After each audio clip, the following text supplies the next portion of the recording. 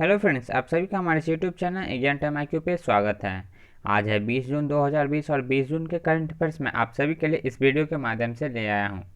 आप सभी इस पूरे वीडियो को ध्यान से देखें, क्योंकि मैं प्रत्येक प्रश्न का एक एक का डिटेल में आंसर बताऊंगा और लास्ट में आप सभी से एक प्रश्न भी करूँगा जो कि पिछले वीडियो से हुआ था। आप सभी उस प्रश्न का आंसर हमें कॉमेंट बॉक्स के माध्यम से दीजिएगा। और जो भी फ्रेंड्स अभी तक चैनल एग्जाम टाइम IQ को सब्सक्राइब नहीं किए हैं तो कृपया सब्सक्राइब भी कर दें, क्योंकि मैं इस चैनल के माध्यम से आप सभी के लिए प्रतिदिन करंट अफेयर्स वीडियो ला रहा हूं और आगे भी लाता रहूंगा। तो आइए अब आज का पहला प्रश्न देखते हैं। निम्न में से किसे 75वें संयुक्त राष्ट्र महासभा का अध्यक्ष चुना गया है? यूनाइटेड नेशन जनरल असेंबली का अध्यक्ष प्रेसिडेंट किन्हें चुना गया है? तो वोल्कान बोजकीर होंगे 75वें संयुक्त राष्ट्र महासभा के अध्यक्ष। गुप्त मतदान के जरिए वोल्कान बोजकीर का चुनाव हुआ और इन्हें कुल 178 वोट प्राप्त हुए हैं।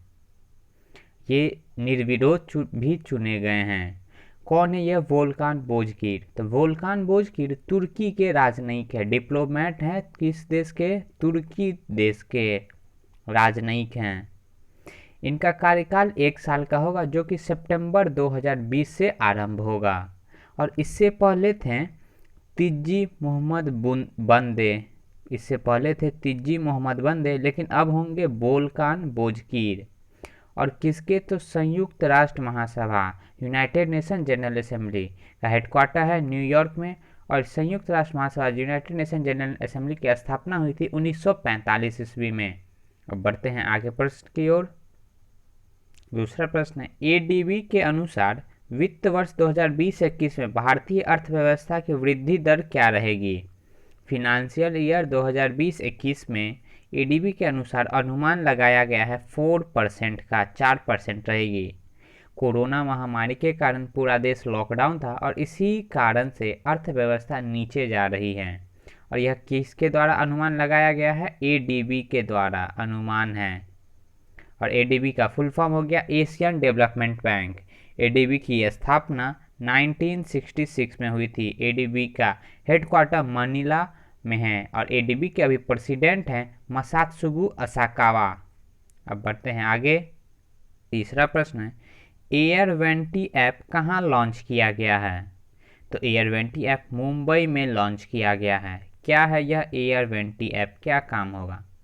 तो इस ऐप के माध्यम से मुंबई वासी अपने शहर में सरकारी और निजी अस्पतालों की ICU बेड और वेंटिलेटर्स की उपलब्धता जान पाएंगे। इस एयर20 ऐप को नगर निगम ग्रेटर मुंबई ने जारी किया है। और एक इसी तरीके का ऐप दिल्ली केंद्र शासित प्रदेश के द्वारा भी जारी किया गया था। उस ऐप का नाम था दिल्ली कोरोना। क्या नाम था दिल्ली के द्वारा? दिल्ली कोरोना। इसमें भी इसी तरीके की थी कि वहाँ दिल्ली वासी सरकारी और निजी अस्पताल के ICU बेड और वेंटिलेटर्स की उपलब्धता जान पाएंगे। और अब सेम कैटेगरी का मुंबई में लॉन्च किया गया है, जिसका नाम है एयर20। अब आगे बढ़ते हैं। चौथा प्रश्न है, किस राज्य ने कोविड केयर होम्स की स्थापना की घोषणा की है? कोविड केयर होम्स तो उड़ीसा सरकार के द्वारा घोषणा की गई है। उड़ीसा सरकार अपने राज्य के सभी ग्राम पंचायतों में कोविड केयर होम्स सुविधा की स्थापना करेगी। इस सुविधा केंद्र में खांसी, सर्दी और बुखार जैसे लक्षण वाले लोगों को रखा जाएगा। और एक केयर होम्स में मात्र 10 से 20 व्यक्तियों को 10 से 20 पर्सन्स को रखा जाएगा। किसके द्वारा? उड़ीसा की राजधानी भुवनेश्वर। उड़ीसा के अभी मुख्यमंत्री हैं नवीन पटनायक और उड़ीसा के अभी राज्यपाल हैं गणेशी लाल। बढ़ते हैं आगे। अब पांचवा प्रश्न है, कोविड-19 महामारी के लिए किस बैंक ने स्वास्थ्य बीमा पॉलिसी शुरू की है?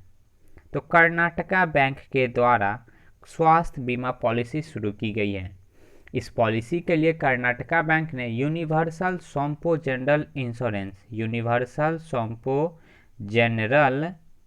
इंश्योरेंस के साथ अनुबंध किया है।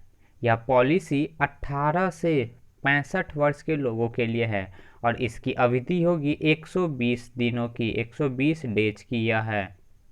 किसके द्वारा? कर्नाटका बैंक। कर्नाटका बैंक की हेडक्वार्टर मैंगलोर में है। कर्नाटका बैंक की स्थापना 1924 में हुई थी। कितनी में? 1924 में। और कर्नाटका बैंक के अभी सीईओ है महाबलेश्वर MS। आगे बढ़ते हैं अब। छठा प्रश्न है, पहली भारतीय कंपनी कौन है जिसकी बाजार मूल्य $150 बिलियन हो गई है? मार्केट प्राइस $150 बिलियन हो गई है अब रिलायंस की। और रिलायंस इस तरह से पहली भारतीय फर्स्ट इंडियन कंपनी बन गई है। और रुपए में बात करें तो 11 लाख करोड़ रुपए अब हो गई है। डॉलर में हो गई $150 बिलियन। और इंडियन रुपए में बात करें तो 11 लाख करोड़ रुपए। किसकी? तो रिलायंस। रिलायंस की स्थापना हुई थी 1973 में। रिलायंस का हेडक्वार्टर मुंबई में है। और रिलायंस का भी सीईओ है मुकेश अंबानी। और मुकेश अंबानी पूरी दुनिया के 9वें सबसे अमीर व्यक्ति हैं।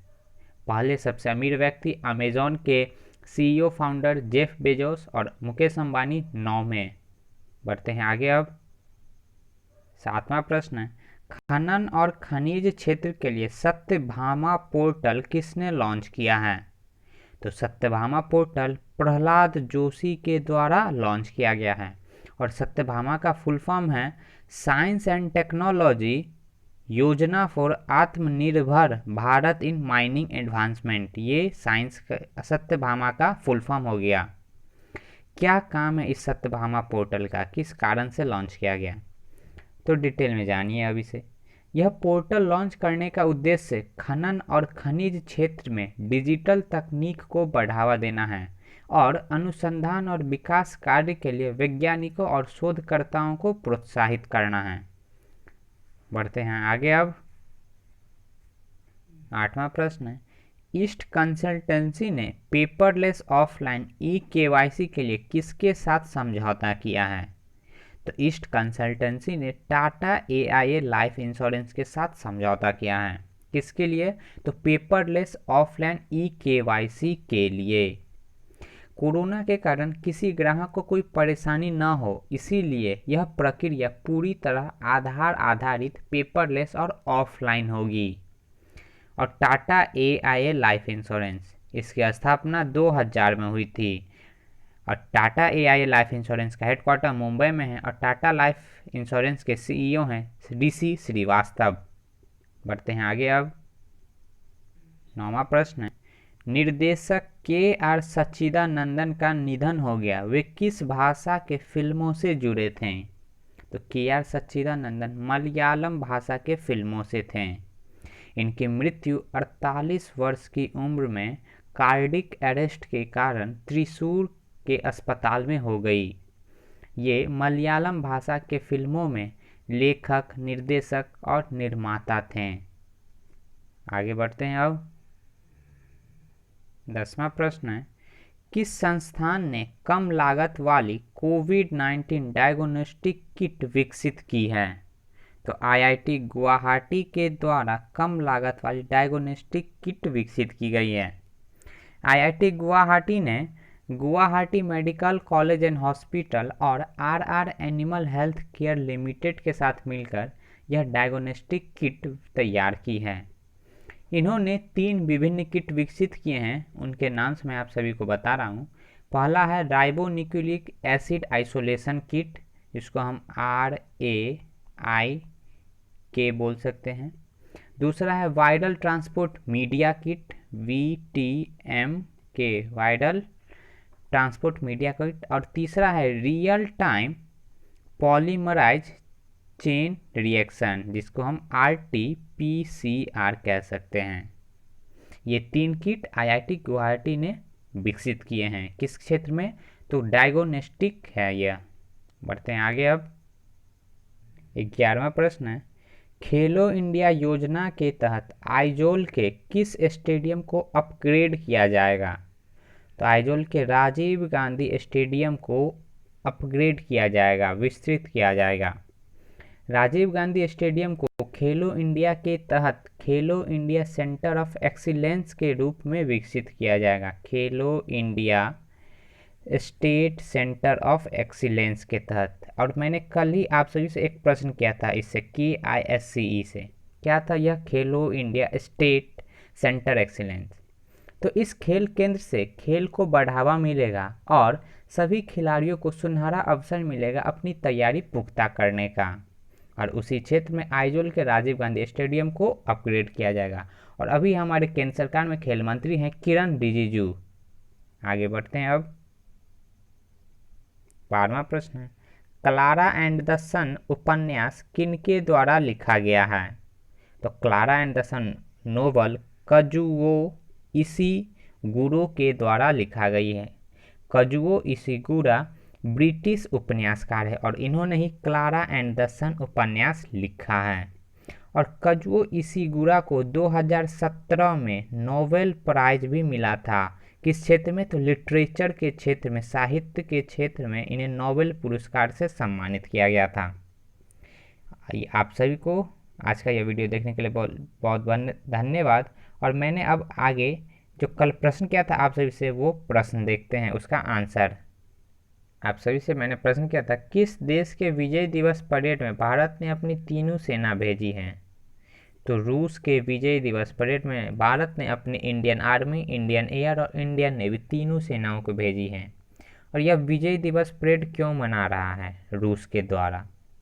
तो क्योंकि 1945 में वर्ल्ड वार सेकेंड में जीत के खुशी में, जीत के अवसर पर हर साल इसे सेलिब्रेट किया जाता है, रूस के द्वारा मनाया जाता है।